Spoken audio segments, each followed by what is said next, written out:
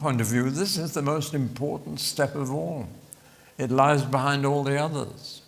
Faith is the key to every step you take in the Christian life. And so it's essential that we should look into it. Now, altogether, there are 5 elements in faith. It's a recipe with 5 ingredients.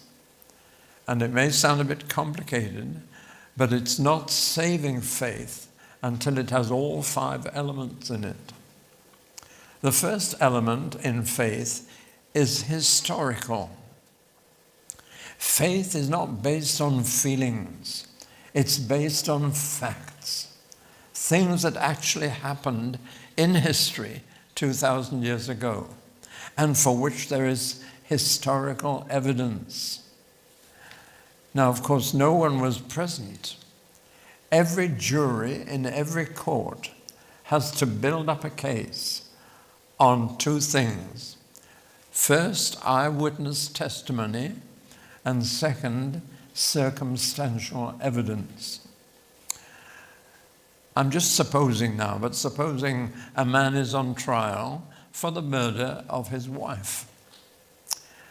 They must build up a case for that murder without having seen it happen, without having been present, and without knowing the husband. How do they build it up? Well, first, if they can find eyewitness testimony, that's the best evidence in a murder case. If someone can get into the witness box and say, I saw him stick a knife into his wife's back and then throw her body off the cliff, that's the best evidence of all. But there may also be eyewitness testimony to the fact that somebody saw him walking with his wife towards the cliff edge, and somebody else saw him walking back by himself. That would be eyewitness testimony. But what would be circumstantial evidence?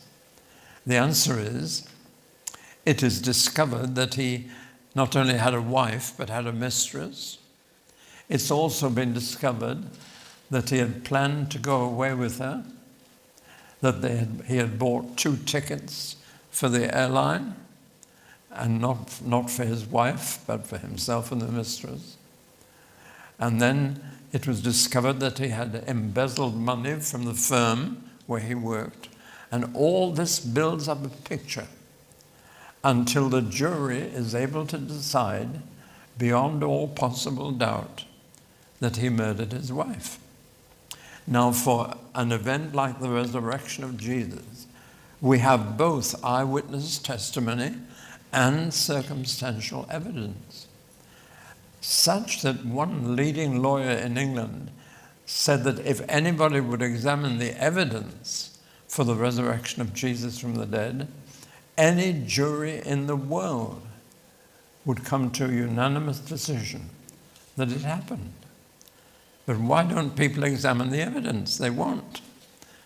They're scared to, in case it might be true. And if Jesus did rise from the dead, then life's got to change. It's no wonder that people don't want to know about the evidence. But for every part of our faith, there is historical evidence. Even though we were not there to see it happen, we've got eyewitness testimony and circumstantial evidence. Now, our faith is based on facts. It's not shaky. It's not based on feelings, though there may be feelings, but it's based on hard evidence, facts. There's a historical element to faith. These things happened once, never again.